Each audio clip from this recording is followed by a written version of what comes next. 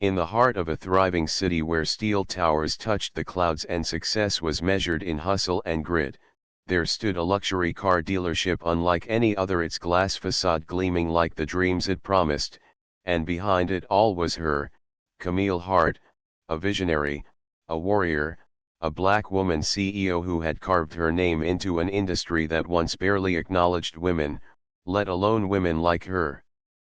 With skin kissed by the sun and eyes sharp as a hawk's, Camille had built this empire not through favors or fortune, but through a relentless commitment to excellence, a refusal to be underestimated, and the kind of grace that commanded respect in boardrooms, showrooms, and on the streets.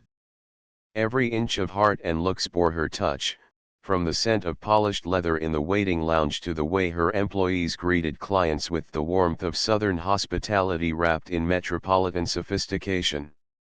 Her clients were titans of industry, athletes, celebrities, and dreamers who trusted Camille not just for the cars, but for what she represented, a testament that greatness had no set color, no single gender, no predetermined path.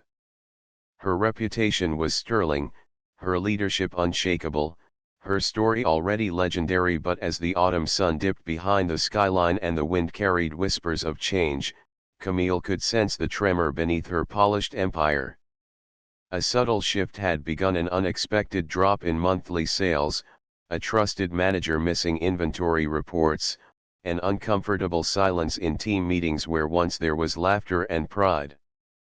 It wasn't immediate chaos, it was slower, stealthier, like a crack forming behind a marble wall. She investigated with the same precision she brought to every deal, every detail, and what she uncovered stung deeper than betrayal. It was erosion from within, a quiet conspiracy that had taken root in her trust. One of her senior executives, someone she had mentored and lifted, had been undercutting deals, funneling elite clients to a competitor, all while smiling in her face and cashing her checks. The revelation hit like a gut punch, not just because of the financial damage, but because it bruised the heart she poured into every late night, every sacrifice, every no turned into yes. But Camille didn't break. She didn't lash out or fold beneath the weight. She gathered her team, laid out the truth with candor and courage, and faced the storm with the dignity only a true leader could muster. She knew her staff was watching, the industry was watching, and young women everywhere, especially those who looked like her, were watching. So she rose. She cleaned house, restructured her leadership team, brought in fresh talent that matched her vision and integrity, and opened the floor for dialogue not just about business, but about loyalty, values, and the kind of culture they were building together. She reconnected with longtime clients personally, letting them know that trust wasn't just a slogan, it was the engine behind everything she did. Slowly, the tide began to turn. Her dealership, once shaken, found its footing again, steadier now, wiser. And through it all, Camille stood at the helm, not as someone untouched by betrayal, but as someone refined by it. Her story wasn't just about luxury cars or corporate success, it was about resilience, about navigating spaces not built for you and still claiming your place with power and poise. It was about rising, not just once, but again, and proving that even when the walls tremble, a foundation built on authenticity, vision, and heart cannot be undone. Camille's dealership flourished once more, but more importantly, so did she, no longer just a CEO, but a living testament to the truth that Black excellence is not a trend, not a headline, but a legacy in motion. One quiet evening, as dusk painted golden streaks across the sky, Elena Reyes, the CEO of the well-regarded Horizon Auto Group, decided to pay an unannounced visit to one of her flagship dealerships after hours, spurred by a troubling customer service complaint that had lingered in her mind all day. She believed in leadership by presence, in understanding her team by walking among them rather than watching from above. As she stepped into the dimly lit showroom, the scent of waxed cars and the faint echo of distant conversations filled the air. The floor was mostly empty. Closing time had come and gone, but a voice caught her attention, sharp, impatient, cutting through the stillness like a blade. Her heels clicked softly as she followed the sound, pausing behind a glass-paneled wall to observe the interaction unfolding before her. A young man, no older than 25, stood nervously clutching a folder, explaining a minor discrepancy in the paperwork for a car he had purchased. Across from him stood Marcus Trent, the dealership manager, tall and rigid, eyes narrowed with thinly veiled contempt. "This isn't a charity," he snapped, brushing off the client's concern with a wave of his hand. "If you don't understand the terms, maybe you shouldn't be buying a car in the first place." Elena's heart sank. The client's face fell not with anger, but with the quiet humiliation of someone dismissed unfairly. She stepped forward, her voice calm but firm, cutting through the tension with the unmistakable authority of someone who didn't need to raise her voice to command a room. "That's not how we speak to our customers, Marcus," she said, addressing the manager evenly as she approached the desk. The young man looked up, relief flickering in his eyes as Elena gently offered to review the paperwork with him, personally. But Marcus's jaw tightened, his posture shifting from indifference to defiance. "With all due respect, Elena," he began, using her first name with pointed emphasis, "this is my dealership. I run it the way I see fit." Around them, a few remaining employees froze in place, the silence stretching thick with shock. The CEO tilted her head slightly, not out of confusion, but measured restraint. "You run this dealership for the company," she replied, her voice unwavering, "and that means you run it with integrity, and with respect for our clients, and for our values." Marcus's eyes darkened, his pride wounded in front of his staff. "I've kept this place profitable for 5 years. I don't need someone walking in here questioning my methods just because of one complaint." The words landed heavy, not just in tone but in implication, as if her presence, her leadership was an intrusion, not a foundation. Elena glanced at the employees standing nearby, their eyes shifting between the two like witnesses to a storm they didn't dare interrupt. "It's never just one complaint," she said quietly, turning her attention back to him. "Every voice matters. Every customer matters. That's the culture we promised to build, and no amount of profit is worth the price of disrespect." Marcus stepped closer, his posture rigid with the weight of a confrontation he hadn't expected to lose. "So what, you're going to make an example out of me?" he challenged, arms crossed, the muscles in his jaw twitching with restraint. Elena didn't flinch. She looked at him not with anger, but with the sorrowful clarity of someone realizing that trust had fractured. "You've made an example of yourself, Marcus," she said softly.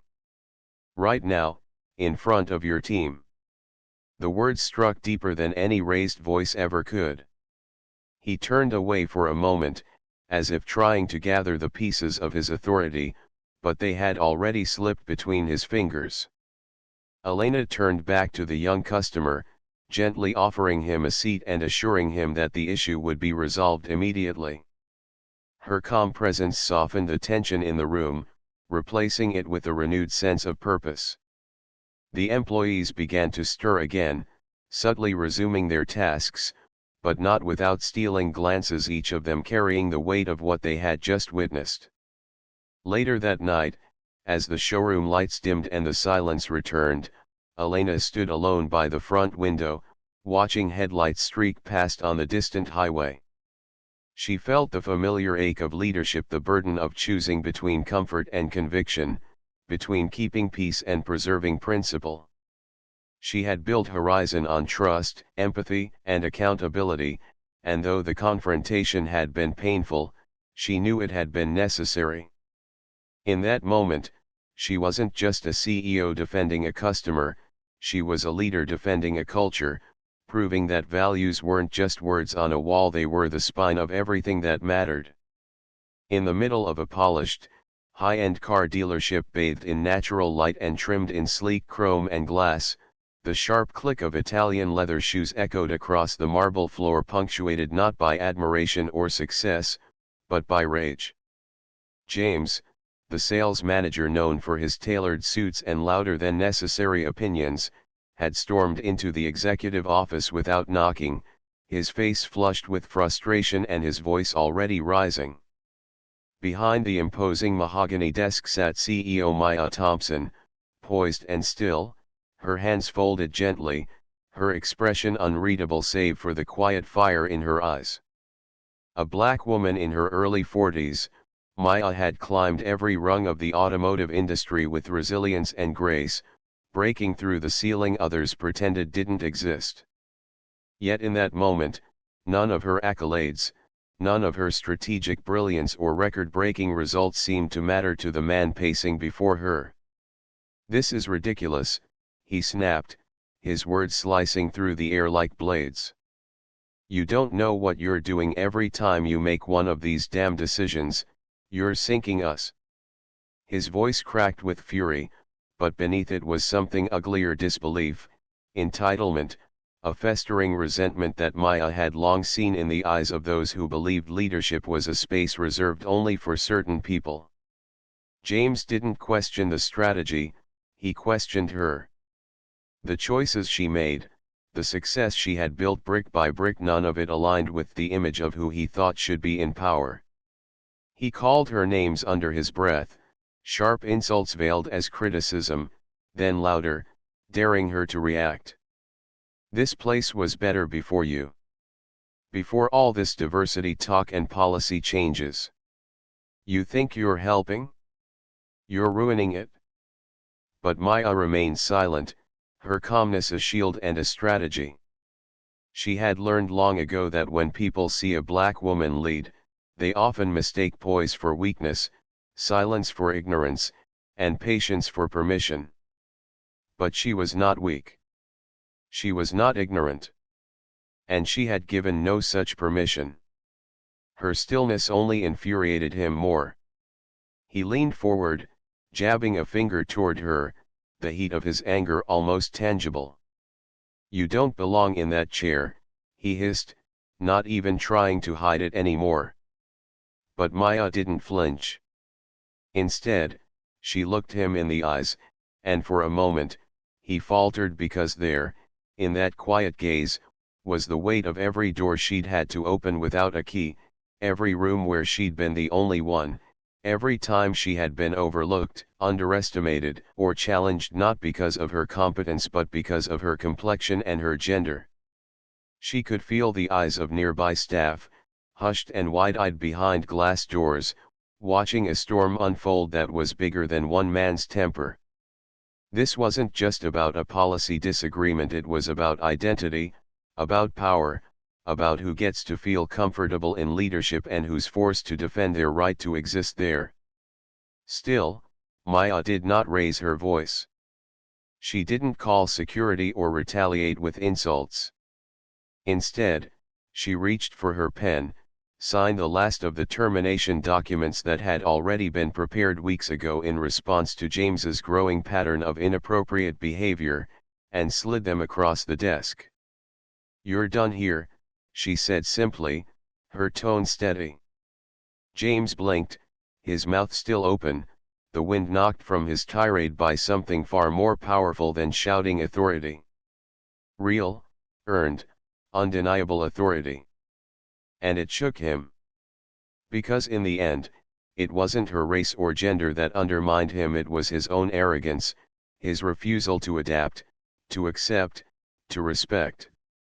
He stormed out, slower now, weighed down by the realization that the world he thought he controlled had shifted beneath him. As the doors closed behind him, a hush settled over the office. Maya sat back for a moment, allowing herself a single breath of release. She didn't cry. She didn't smile. She just stared at the sunlight reflecting off the glass, bright, unflinching, and clear. Because she knew this wouldn't be the last time her authority would be challenged, but she also knew it wouldn't be the last time she proved she belonged. In the heart of a bustling corporate tower, where ambition often echoed louder than empathy, an unexpected silence began to blanket the conference room. Minutes earlier, tension had filled the air like a rising storm, sparked by a manager whose frustration had boiled into a sudden, fiery outburst. His voice, sharp, accusatory, unrelenting, lashed out like a whip, cutting through the air with words drenched in disrespect and entitlement.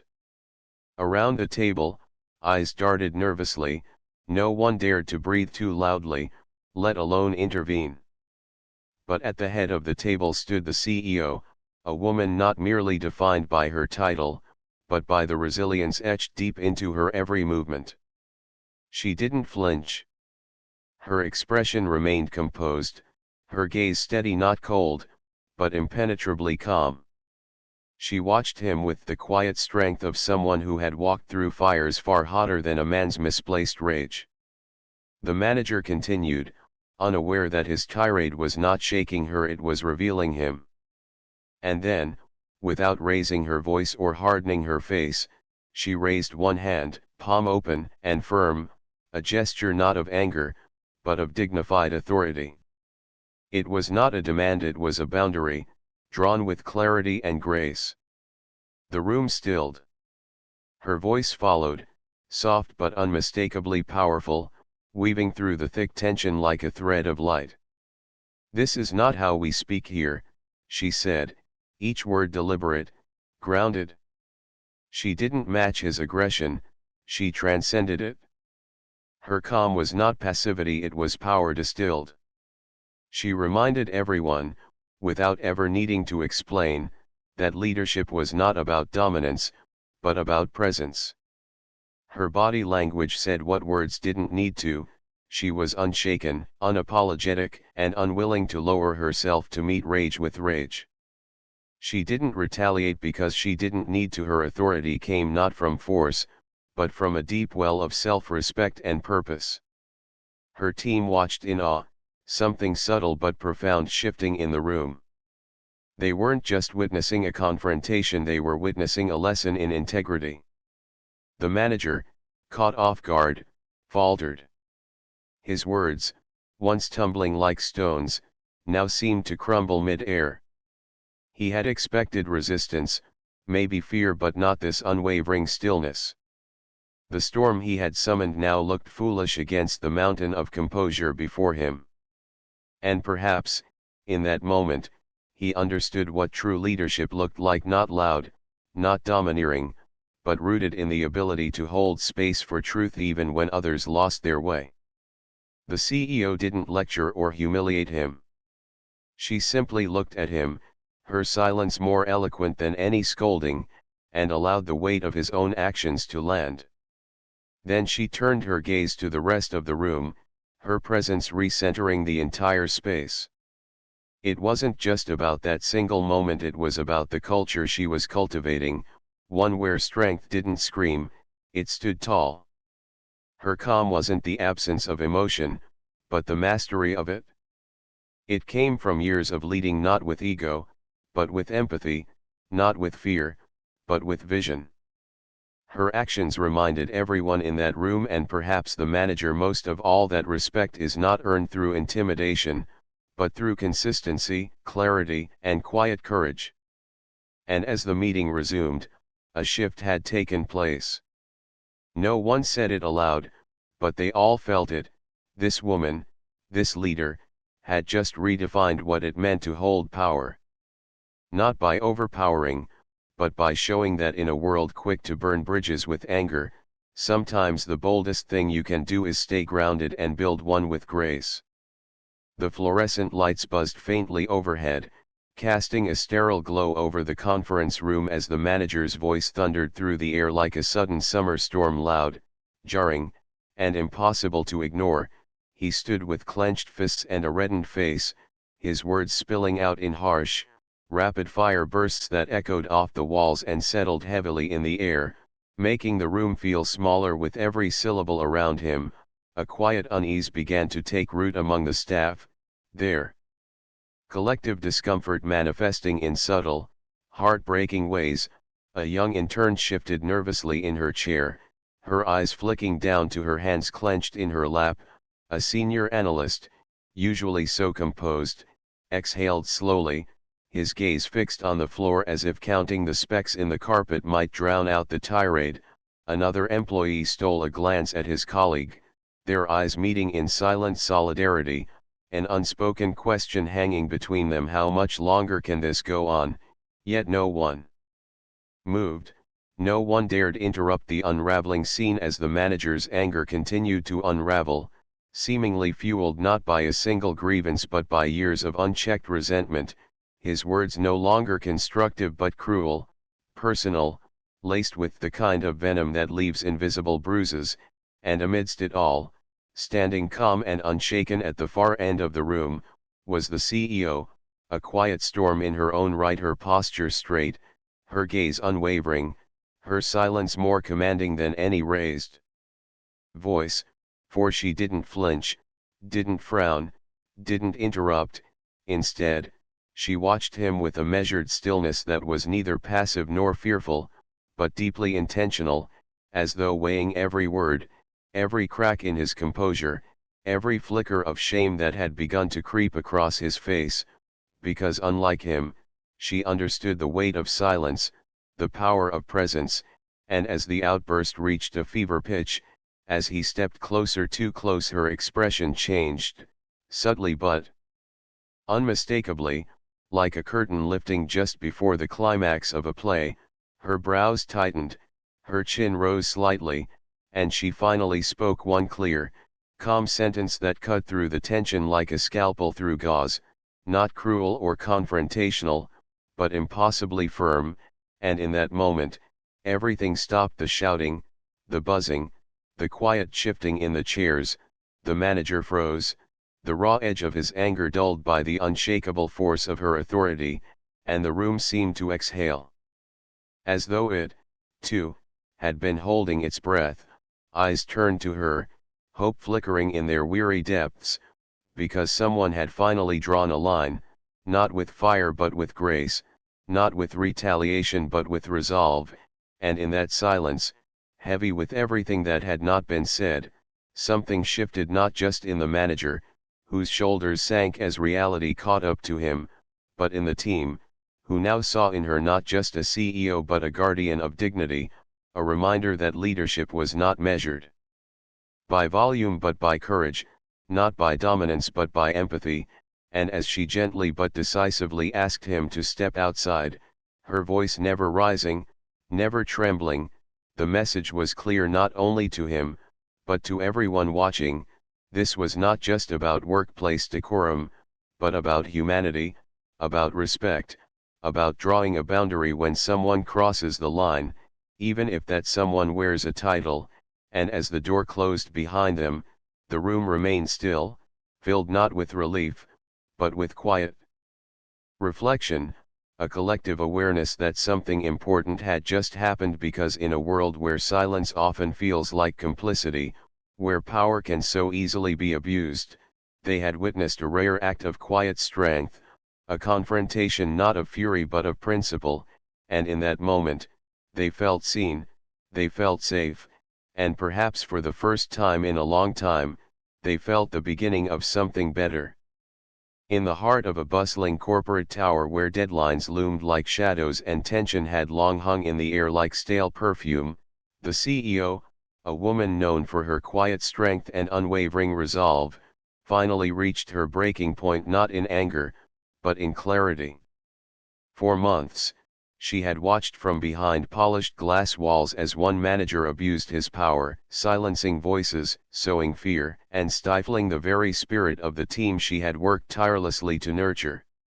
She had heard the whispered complaints, seen the slumped shoulders, the reluctant nods in meetings, and the growing absence of joy among her employees, her people. But she had hoped, perhaps naively, that with guidance, the man would change, that authority and empathy could coexist. Today, however, was different. It was a morning like any other: emails, coffee, the hum of fluorescent lights, but something inside her had shifted. She had walked past a young intern, eyes downcast, visibly shaken from a verbal reprimand that echoed from the manager's office just minutes before. That was the moment it all crystallized. Her footsteps echoed down the corridor like the beat of a war drum, steady and resolute. The open office fell into a hush as she passed, the usual chatter dissolving into anticipation. Her heels stopped just short of his desk. He looked up, halfway through barking another order, but the words died on his tongue as he met her eyes, calm, but fierce, like the surface of a storm-bound sea. "You're fired," she said, her voice even, not loud, but cutting through the room like glass through silk. No explanations. No debates.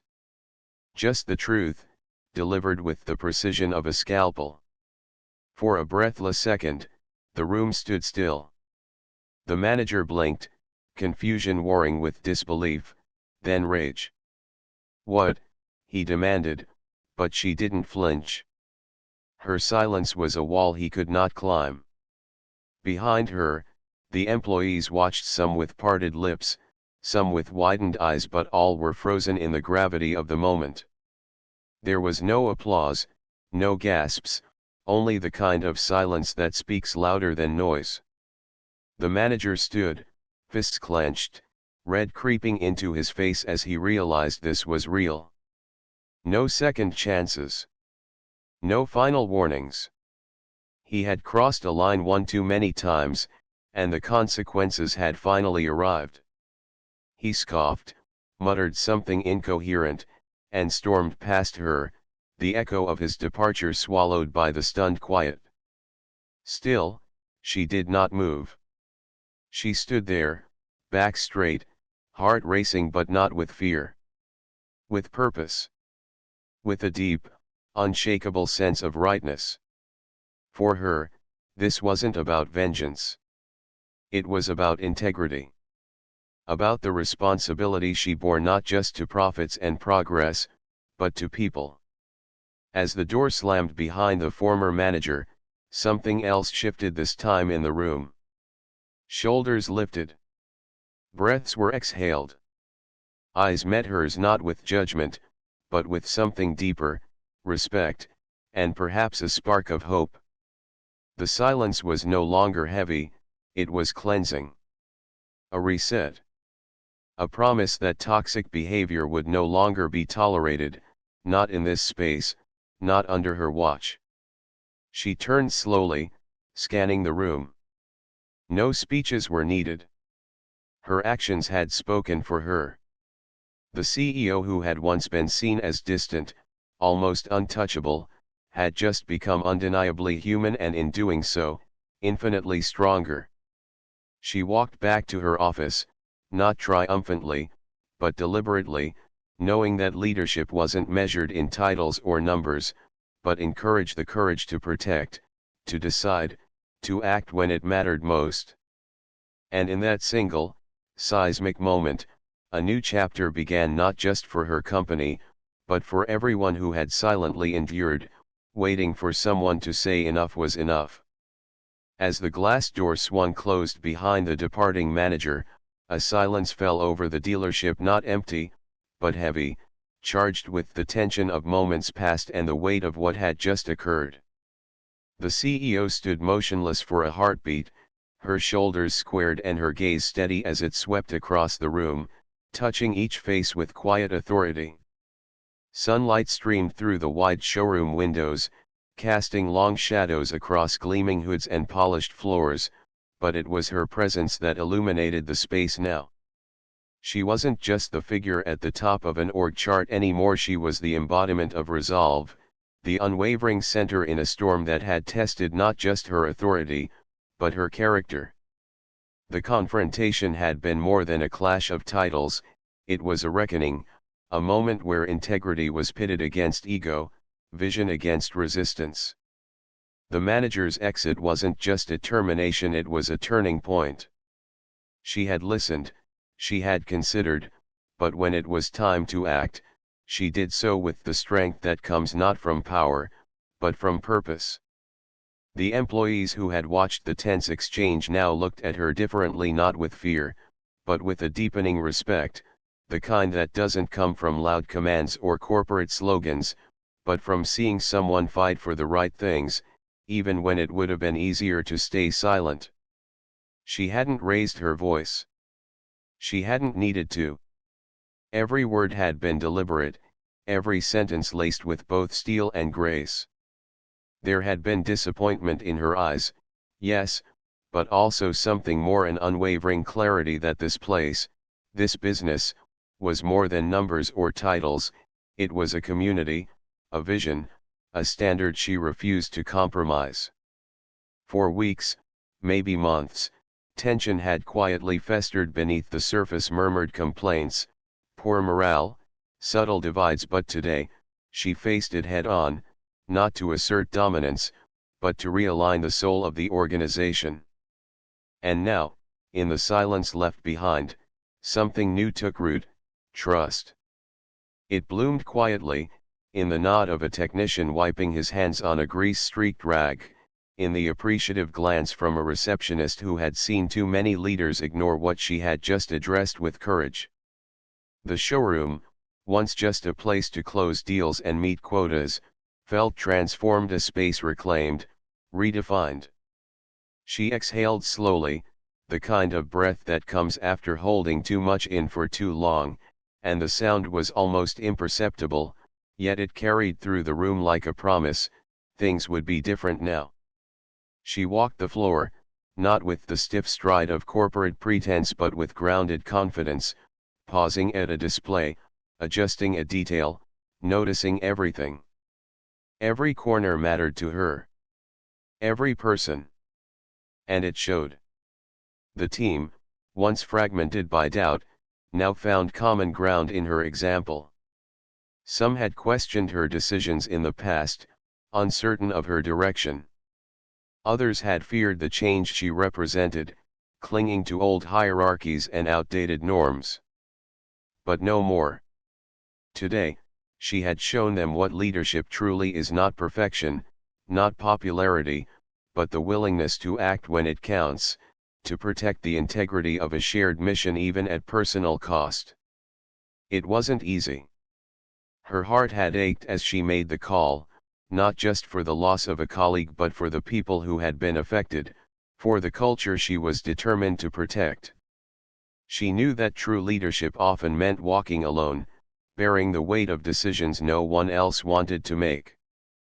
But she also knew that silence in the face of toxicity was complicity, and that wasn't a burden she was willing to carry. As she reached the center of the room, she stopped, not for applause or recognition, but to take it all in. The quiet hum of activity slowly resumed, like a heartbeat finding its rhythm again.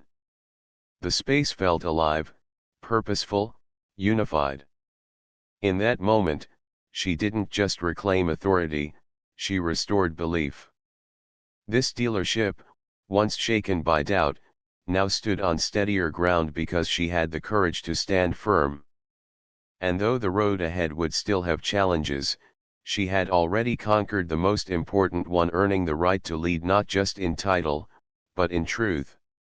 Every morning, before the world stirs and the city hums to life, she stands before the mirror not just to check her reflection, but to remind herself who she is beneath the tailored suit and executive badge: a black woman who carved her way to the top in a world that once whispered she never belonged. The boardroom, with its polished mahogany and glass walls, may glitter with the illusion of equality, but she knows the truth that hides in clipped tones, sidelong glances, and the subtle questioning of her authority that her white male peers rarely, if ever, endure. She feels it in the way her ideas are met with silence until echoed by someone else, in the double takes when she enters rooms where she is expected to lead, and in the unspoken surprise that still flickers in eyes when she is introduced as the CEO. And yet, She does not flinch. She has learned to hold her gaze steady, to let silence stretch until it commands the room, to speak not just with words but with presence. Her strength is not born of anger but of clarity. She knows exactly who she is, and how hard won every inch of her success has been. She has learned to differentiate between criticism and condescension, between collaboration and manipulation, and she no longer hesitates to set boundaries that are firm, unapologetic, and necessary. In moments when others might second-guess her decisions or test the limits of her authority, she does not waver because she understands that leadership, especially as a black woman, is not about proving herself over and over, but about standing in her power even when it's uncomfortable for others. She is not immune to the exhaustion that comes from carrying more than her job description requires, the unspoken responsibility to represent, to excel without faltering, to be twice as good for half the credit, but she does not let it consume her. Instead, she channels that weight into wisdom, into empathy, into mentoring others who walk similar paths, offering them not just advice but validation. She remembers the first time she was talked over in a meeting, the first time her assertiveness was labeled as aggression, the first time she was told, with a smile too wide, that she was impressive for someone like her. But those moments, though sharp, did not scar her. They shaped her. They deepened her resolve. And as she walks into yet another high-stakes meeting, flanked by men who underestimate her and colleagues who secretly admire her resilience, she doesn't waste energy softening herself to make others comfortable. She commands the space with her presence, with the grace and grit that come from surviving 1,000 slights and still choosing to lead with integrity. Her voice is calm, deliberate, and when she speaks, the room listens not because they were taught to, but because she made it impossible not to. Power, she has learned, is not given. It is taken, held, protected. And hers is not the loudest voice in the room, but the one with the most weight. Still, she is not hardened. She laughs easily, celebrates generously, and carries with her the stories of every black woman who came before her, those who opened doors quietly and those who kicked them down. She is their echo and their evolution. She holds space for the complexities of her journey, the pride and the pain, the doubt and the determination, the loneliness of being the first and the hope that she won't be the last. Some days, she wonders what it would feel like to lead without the extra layers of vigilance and armor, but she does not dwell there. Instead, she grounds herself in purpose. She leads not just to prove a point, but to build a future where leadership looks like her more often. And as the sun sets behind the skyline and the office empties, she sits alone for a moment, the weight of the day settling around her shoulders like a cloak of both burden and honor. She allows herself a breath not of relief, but of recognition. She knows the road she walks is not easy, but it is necessary. And though the power dynamics around her may shift and resist, she remains unshaken, rooted in the knowledge that her presence in that space is not an accident or a gift. It is earned. It is deserved. And it is hers. In the quiet hum of the dealership, where engines roared and deals were struck daily, the CEO stood as a figure of calm resolve amid the storm of unrest brewing beneath the polished floors. She had inherited more than just a business, she carried the weight of a culture that had long been marred by fear, intimidation, and silent suffering. The manager, once revered for his results, had cast a shadow over the team, his leadership marked not by encouragement but by harsh words and an iron fist that crushed the spirits of many. For months, employees whispered behind closed doors, their confidence dimmed, their passion fading, unsure if change was even possible. Then came the day the CEO chose to act, a moment that would ripple through the halls of the dealership and echo far beyond its walls. It was not an easy decision to confront someone so entrenched in the company's power structure, but she understood that leadership was not a mantle to be worn lightly or wielded cruelly. With steady eyes and unwavering conviction, she made the call to let go of the manager, an act that surprised many, yet felt profoundly necessary.